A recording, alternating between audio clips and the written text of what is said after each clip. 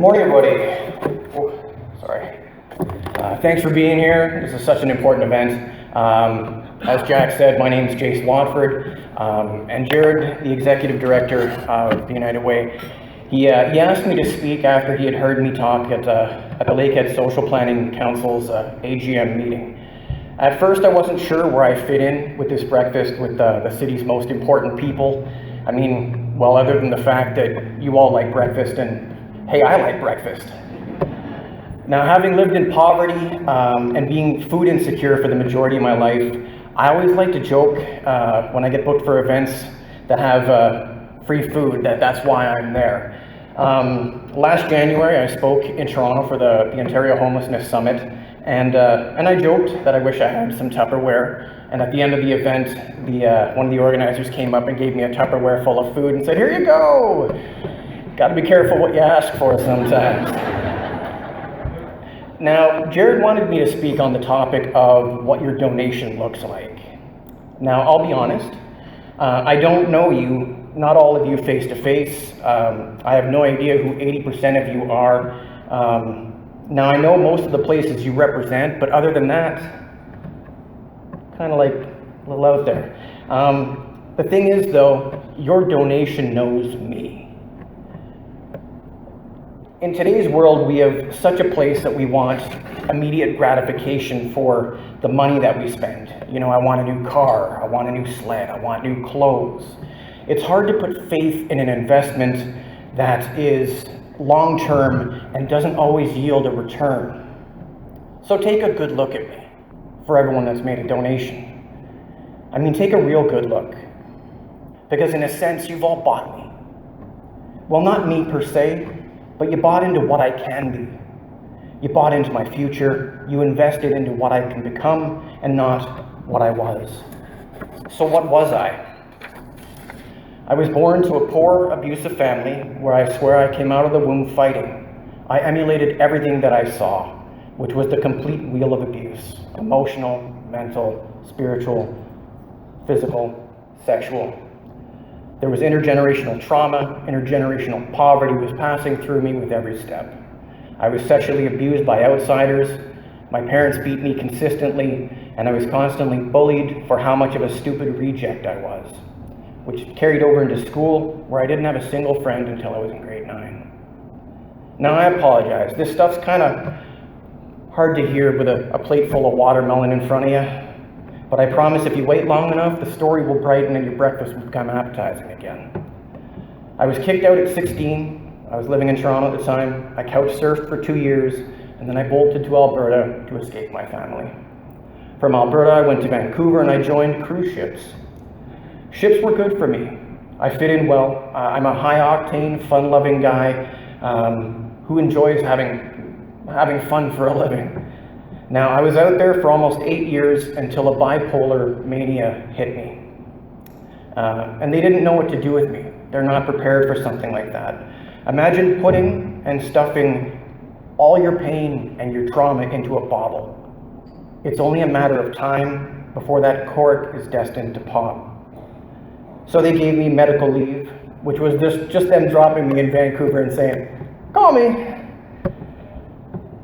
You see, physical wounds, they're finite, right? But emotional wounds can go on and on. It has taken a lifetime for me to finally travel the 13 inches from my head to my heart. In Vancouver, I was lost, I was confused, I had no money, no friends, no family, so I checked myself and my 2 bags of clothes into a homeless shelter. The shelters in Vancouver are overcrowded and time sensitive. So 2 weeks was the max amount of time that I could stay. Now, because I hadn't been in Canada for 8 years, I could not get any kind of immediate support. No welfare, no doctor, not until I was a resident for more than 3 months in the province. I ended up living on the street for more than a year. It became a hustle just to survive. And when seeking help, people don't really want to hear the truth.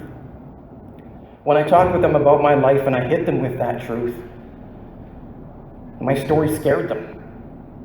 And that story is that this man before you has been severely abused, is mentally ill, deals with addictions, and lives on the street.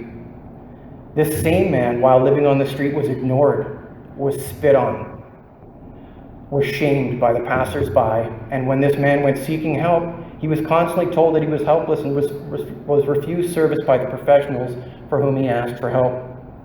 So I left for Nanaimo, and there I got into addictions treatment. It didn't help, so I did treatment a second time, before I realized that addictions wasn't really my problem. In Nanaimo, I started seeing a psychiatrist to deal with the real problem, mental illness, right?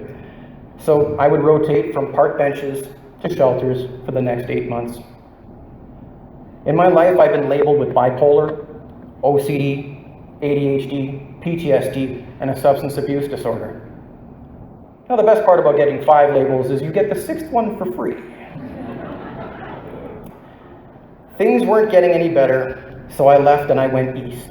I came back home. Somehow I ended up in Kenora, which led to Thunder Bay, where I went from the Smith Center to 3C's post-treatment to Seaway Apartments. Now, my issue was mental health, and I was kind of stuck in that recovery narrative. But that was fine because Thunder Bay has a huge heart and an even bigger support system. I flew through things when I got here, and even with cruise ships still wanting me and considering me under their employ, I knew I'd never be able to return again.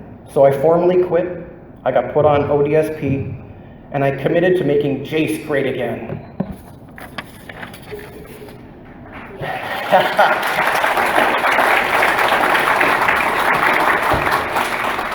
Now, as a kid, I did some volunteering for CNIB, and I remembered how rewarding that was. So I began volunteering with the goal of going back to school to college. Now, I've only got a grade 10 education, so I took the college mature student test 4 times.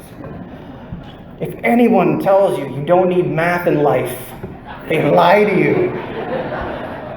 Oh, my advocate at Confederation College kept pushing and working with me, and I swear she believed in me more than I believed in me. But we finally got through. I finally passed the math component. So I applied for the social service worker program at the college, and it was tough.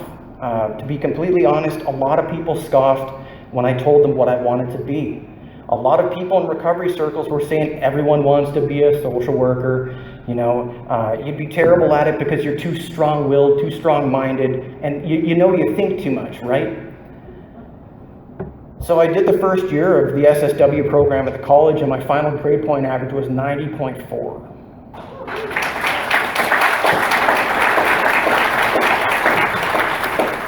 Every person who called me dumb and retarded growing up were silenced the second I got my Dean's List certificate. Now, I'm grateful for my time at Confed. It helped me fashion my sense of self. It empowered me into believing that I could go to Lakehead University. I was making a real leap now, from poverty to possibility. I'm starting my 3rd year at Lakehead right now. I'm pursuing 2 degrees, my BA in philosophy and my HBSW in social work. I've got an 85% average going through 4 years now.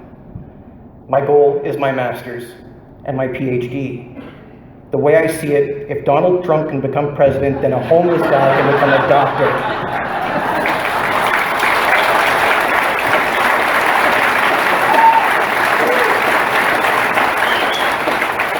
Now, if one day I could somehow land on TED Talks, that would be just supreme, right? But you talk about defying the odds. You know, I think this is my 6th talk this year.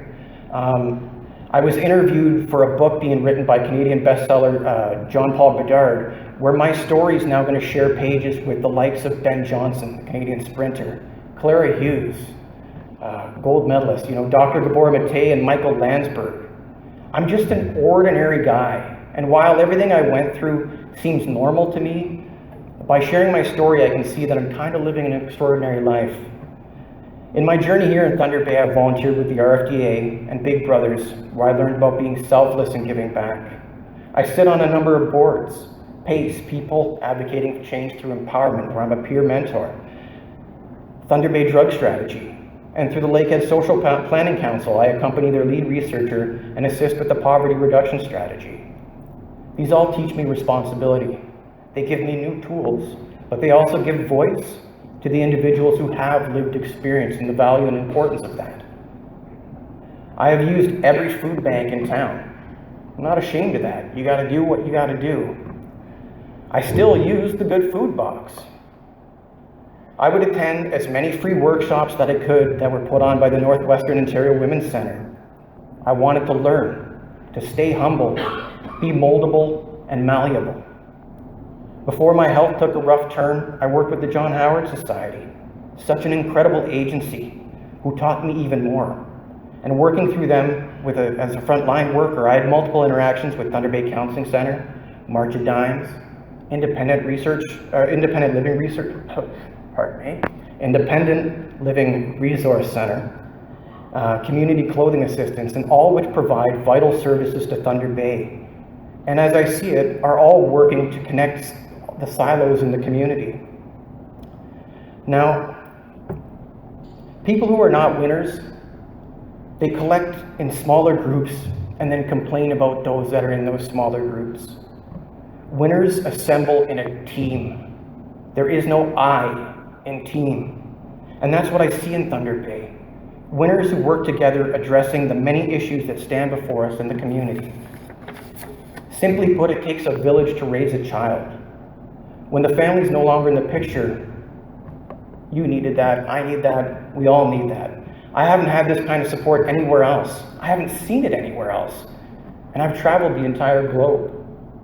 Does Thunder Bay have issues? Yes. But we have the means and we have the heart to do something about it.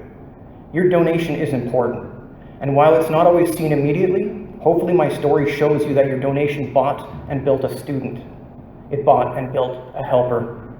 It bought and built change, that I no longer have to wonder where I'm sleeping at night or where my next meal is going to come from. It is for that I'm humble and I'm grateful. Just saying thank you, though, is lip service. Words have no meaning unless they're attached to an action. So I work every day as hard as I can to validate your time, money, caring, and I put it to good use. Now, before I call it a day, if you want to keep in touch with me, you can follow me on Twitter, Instagram, and I've got a YouTube channel that has a whole bunch of stuff from school that's all social work related. But thank you for being here, listening to my story. God bless, Miigwech, I am Groot.